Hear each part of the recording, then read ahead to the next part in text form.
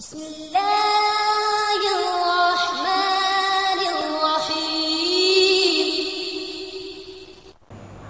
Asyhadu an la ilaha illallah syahadatan tunjina wa tuhdina ila sabilis sa'adati wal husna. Asyhadu anna sayyidana wa nabiyyana Muhammadan abduhu wa rasuluh asyhadu syarfa yawmina hadza la akhara.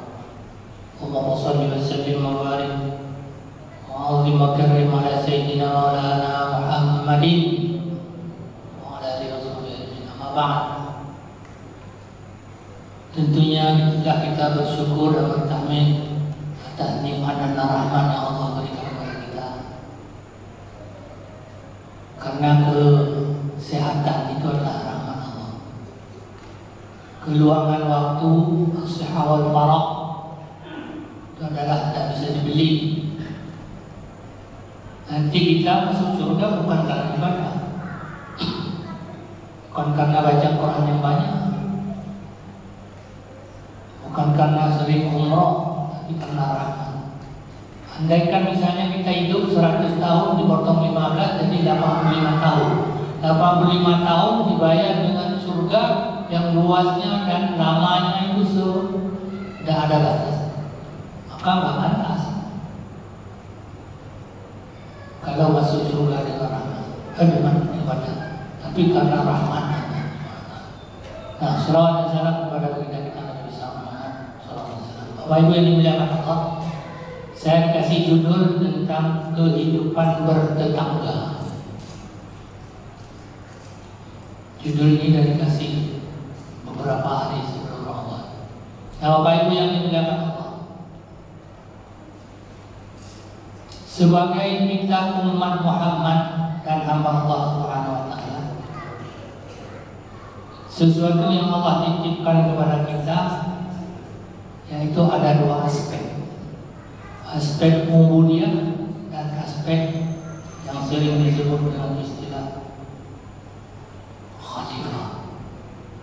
Dua aspek ini saling sejalan, seirama, sepadan. Maka dalam ayat Allah menyebutkan duribat alaihimud dhillat wal maskan.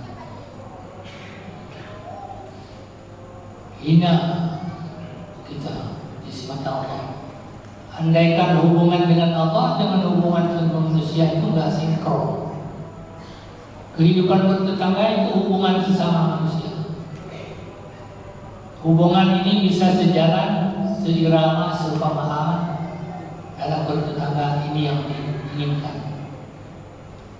Buat apa banyak amal, tapi hubungan dengan kemanusiaan kita di belakang.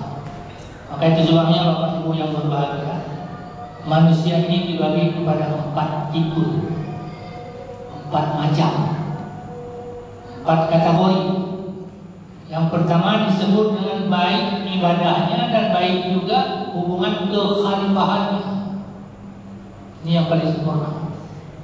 Dengan Allah tak pernah tinggal salat berjamaah, sedekahnya jalan, puasa sunnahnya tak pernah putus. Dengan tetangga juga demikian, kiri kanan depan belakang oke-oke aja. Nah, ini yang paling sempurna. Lalu yang kedua, yang disebut dengan baik ibadahnya tetapi buruk kekhalifahannya. Dia hanya untuk sendiri aja, sholat untuk sendiri, puasa untuk sendiri, berzakat hanya untuk kepentingan diri sendiri. Tapi kiri kanannya dicuekin, nggak peduli. Ada orang sakit nggak mau nengok, ada orang dalam kesusahan masa bodoh. Nah, ini tipe yang kedua. Dari yang ketiga, buruk ibadahnya tapi baik kekhalifahannya. Ke masjid bisa dihitung, sedekah dia yang paling kecil keluarnya. Tapi baiknya bukan main kalau dengan tetangga. Asal ada yang sakit, bekal. Nah, ini yang keempat, ini yang paling parah. Udah ibadahnya buruk, kekhalifahannya juga buruk. Gak ada yang bisa dinilai. Di mana dia berada, di situ jadi bumerang. Di mana dia hidup, di situ jadi permasalahan. Bukan menyelesaikan masalah, tapi selalu membawa masalah. Nah, sekarang dari keempat ini ada diri kita yang mana? Syukur kalau nomor satu, ngeri kalau nomor terakhir. Maka itu sebabnya kita harus sering berdoa kepada Allah supaya Allah berikan hidayah kepada kita. Maka itu sebabnya Bapak Ibu yang dimuliakan Allah Subhanahu wa taala, dalam salah satu hadis baginda Rasul Muhammad SAW bersabda, "Wallahu la yu'min." 3 kali, "Wallahi la yu'min." 3 kali Nabi bersumpah, demi Allah tidak beriman seseorang hamba. "Wallahi la yu'min," tidak beriman 3 kali Nabi bilang begitu. Lalu dikatakan, "Qil man ya Rasulullah?" Siapa dia ya Rasulullah yang orang tidak beriman?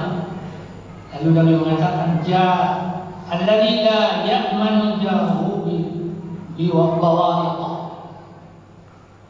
Yang dengan keberadaan dia, tetangga kirinya menjadi bermasalah. Adanya seperti tidak adanya. Dengan tetangga tidak pernah sapa, tidak pernah tegur sapa. Ketemu dalam mobilnya ditutup rapat, buru-buru dia.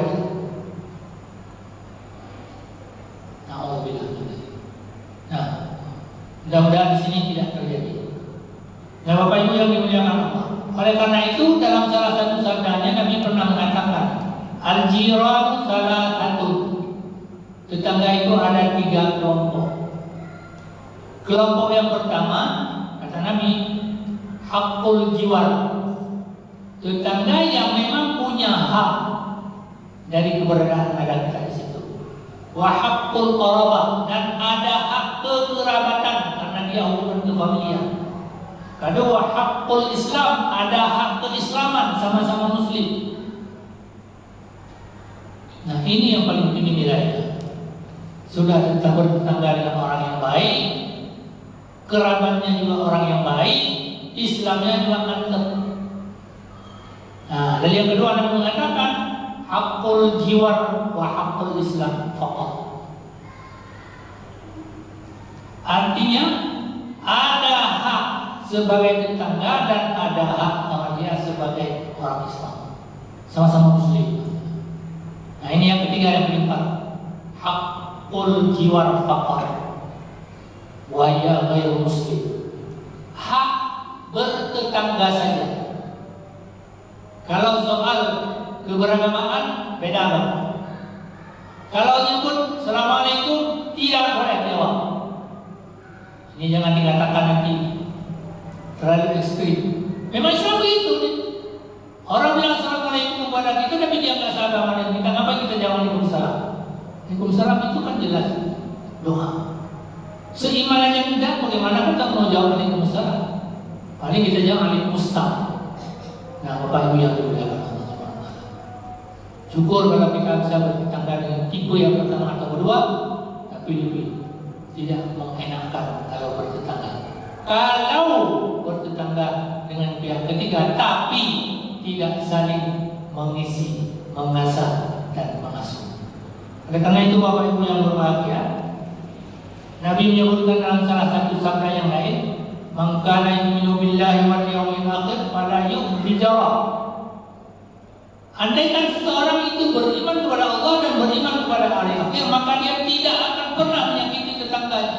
Semeskipun dia adalah yang kelompok ketiga tadi, tidak akan pernah menyakiti. Lakum dinukum waliyadin, tidak akan pernah. Ketika ada perayaan keislaman, dia ikut misalnya bersama kita, tidak terima. Tapi bila dia berbuat ibadah, itu yang tidak boleh sama kita.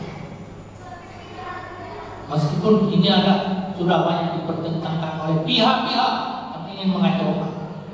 Ya Bapak Ibu yang berbahagia, kalau kita menyinggung apa yang difatwakan ulama beberapa tahun yang lalu ketika sebelum Al-Quran menjadi ketua MUI, itu sudah difatwakan oleh Abu Ya Abkadu. Al-Gharib muslimin nama Allah. Maka itu sebabnya dalam kita kita bertetangga, kita harus senantiasa saling mendoakan untuk kebaikan soal dunia dan kebaikan soal akhirat. Pernah terjadi suatu ketika di zaman kekhalifahan Umar bin Khattab. Waktu itu ada seorang anak muda yang hidup di Makkah, di Madinah, di Madinatul Munawwarah. Ini berdasarkan dalam satu riwayat dari riwayat yang sering disebut dengan An-Sahabat Al-Qatadah. Si pemuda ini waktu dia tinggal di samping kota Madinah, dia orangnya baik, alim, abid, saleh, luar biasa baiknya. Tapi setelah beberapa saat tinggal di situ, beberapa tahun, kemudian dia permisi sama khalifah, dia berangkat ke Mesir, hijrah, untuk mengadu nasib supaya lebih baik dalam kehidupan duniawinya.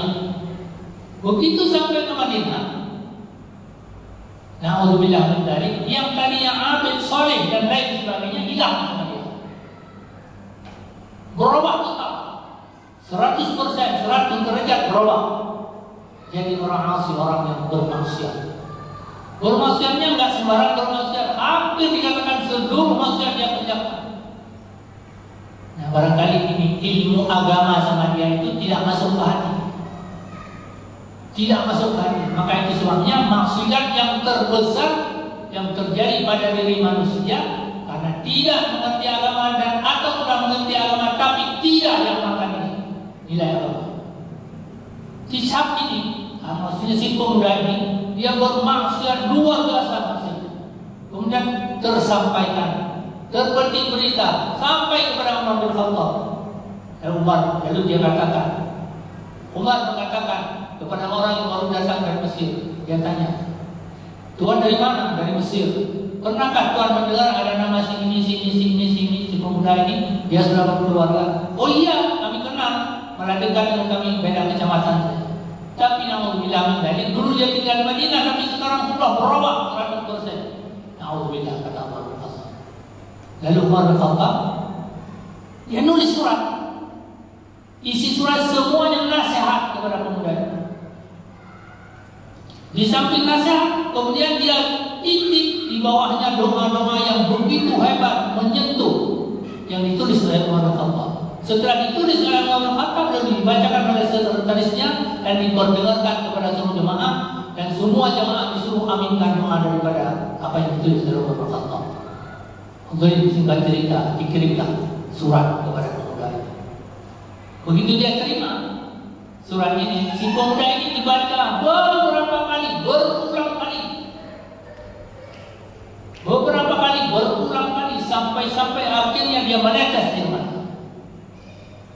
Nah, ini kalau kita melihat surah Ghafir ada qabil tawil, ada dalam surat di awal surat Ghafir itu dijelaskan asbabun nuzul lil Ghafir. Nah, setelah dia terima, dia baca dengan tenang, kemudian dia menangis sedih-sedihnya. Tapi di sini Umar bin Khattab terus mendoakan dia, karena memang ini adalah orang sejatinya seiman dan memang kita harus saling mendoakan kalau orang yang berbaikat. Singkat cerita Bapak Ibu yang berbahagia, setelah didoakan dan dibaca beberapa hari, lalu tersentuh hatinya, kembali dia menjadi orang baik. Tersampai berita dalam Umar bin Khattab, ya Umar, siapa yang dulunya begini-begini sekarang telah kembali seperti semula. Alhamdulillah. Oleh karena itu kata Umar, dinasihati kepada seluruh jemaah, andaikan ada saudara kita, sahabat kita, teman kita yang dulu sama-sama dan sekarang sudah berubah, jangan pernah putus mendoakan. Innal khulata idza yaqdi la ma'mur la ma'mur illa al-muttaqun, ada dalam surah Zukhruf dan sebagainya. Hadirin Bapak Ibu yang dimuliakan Allah Subhanahu wa taala. Oleh karena itu, dalam salah satu kitab Tanbihul Ghafilin, Abu Lih pernah mengatakan ada 3 kelompok manusia yang doanya tidak diijabah oleh Allah Subhanahu wa taala. Yang pertama, akilul maharim, orang yang sering bekerja, makan dan minum sesuatu yang haram. Apapun yang masuk ke dalam perutnya semuanya haram. Kalau itu yang masuk ke dalam perutnya yang haram, kata Abu Lih, tidak akan pernah diterima doanya oleh Allah Subhanahu. Mana dalam satu riwayat 40 tahun satu suap makanan atau minuman yang masuk dalam perut tidak akan pernah dijawab. Dan yang kedua, ahlul ghibah, tukang kompor, tukang mengadu domba. Mengadu domba, tukang menjelek-jelekkan orang. Nah, ini yang paling dikhawatirkan dalam bertetangga. Di depan kita baik, tapi di belakang kita nusuk. Ahlul ghibah. Andaikan ahlul ghibah ini ada pada zaman Abu Hanifah dulu, Abu Hanifah mengatakan nanti ahlul ghibah dan ahlul hasad di akhirat duburnya dipindah oleh Allah ke mukanya. Duburnya ini, dan kan yang di belakang dipindah ke depan. Ini kata Abu Hanifah. Sebaliknya kalau yang namanya Imam Hasan Al-Bisri, seorang sufi besar, dia mengatakan, aku tiap hari mencari ada orang yang ingin menghibah Hasanku dan aku berhari-hari. Kenapa? Sampai demikian Hasan Al-Bisri, karena kalau akibat dari berghibah, dosanya tertimpa kepada dia. Alhamdulillah muslimin Allah. Ini namanya ahlul ghibah. Dan yang ketiga, ahlul hasad, orang yang dengki. Ada orang yang punya kelebihan, dia yang sudah tidak bisa tidur. Ada seorang dapat nikmat, dia sudah kebakar jengkol. Alhamdulillah muslimin Allah yang berbahagia. Maka itu sebabnya Allah menyebut, Nabi menyebut dalam salah satu hadisnya bahwa nanti di akhirat akan kita temui orang yang ahli bangkrut. Lalu Nabi mengatakan kepada para sahabat, ada dulu, kamu tahu enggak siapa ahli bangkrut? Ada yang mengatakan para sahabat, dia pedagang ya Rasul. Hari ini dia untung, besok nggak ada untung. Itu dia yang bangkrut. Lah, kata Rasulullah, bukan itu. Tapi ahli bangkrut adalah puasanya bagus, salatnya bagus, sedekahnya jalan, kemudian puasa sunatnya tidak pernah putus. Tapi ketika nanti di hari akhirat, begitu dia mau dimasukkan ke dalam surga karena amalnya baik semuanya, lalu datang segerombolan orang. Dia mengadu kepada Allah. Allahumma ya Allah ya Rabb, kami ingin mengadu kepadamu ya Allah, si hamba ini waktu di dunia ini ahli ghibah wa ahli hasad. Kamu diprovokasi, istilah dengan sekarang buzzer. Kami diprovokasi ya Allah oleh hamba ini. Semua kami jadi begini, jadi begini, jadi begitu. Jadi akhirnya semua gibahan, semua hasadan yang dikerjakan oleh ahli ibadah tadi, semua pahalanya dikembalikan kepada gerombolan itu. Sehingga hasilnya semua pahala amal ibadah dia tidak ada yang tersisa. Karena tidak ada yang tersisa, lalu diambil, dicari lagi, nggak ada lagi, semua sudah habis. Sehingga akhirnya ahli ibadah ini terpaksa dia bukan masuk ke dalam surga, tapi ditambahkan oleh Allah ke dalam neraka. Na'udzubillah. Maka itu sebabnya kaum muslimin Allah yang berbahagia, Nabi mengingatkan kita, kalau ahli ghibah itu sama seperti kita memakan daging bangkai saudara kita yang harusnya kita jaga, tapi bangkainya setelah disembelih dimakannya sendiri. Na'udzubillah. Hadirin kaum muslimin Allah yang berbahagia, ingin saya sampaikan sedikit. Putra dari Ali namanya Hasan bin Ali pernah menyebutkan ada 3 macam gunjingan yang terjadi pada diri seorang manusia. Yang pertama sering disebut ghibah, mengungkit keburukan orang. Dan yang kedua, ifkun atau ifkah, yang dimaksud menyibukkan diri dengan berita-berita buruk kepada orang lain, seperti yang terjadi pada Siti Aisyah yang dijelek-jelekkan karena dia berhubungan dengan yang disebut dengan Safwan bin Makkah. Kemudian yang ketiga, buhta. Buhta itu artinya membuat tuduhan palsu, seperti yang terjadi pada istri dan Nabi Yusuf Siti Zulaikha yang seolah-olah dia sudah berbuat serong dengan Nabi Yusuf alaihissalam. Dan yang terakhir ada yang disebut dengan istilah, yaitu ghibthah. Ghibthah itu artinya iri hati, dengki, kusuman melihat kebaikan-kebaikan yang dicapai oleh seseorang.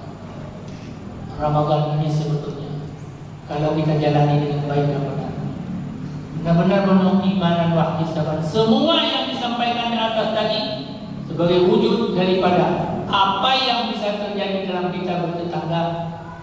Kalau kita orang yang beriman, orang yang benar-benar tak iman dengan benar, semuanya ini bisa dipikir dengan cara jaga hati dengan baik, jaga perkataan, jaga mulut, dan jaga semua benar-benar.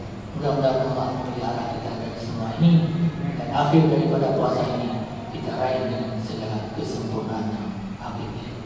Bila kurang kami maaf. Assalamualaikum warahmatullahi wabarakatuh.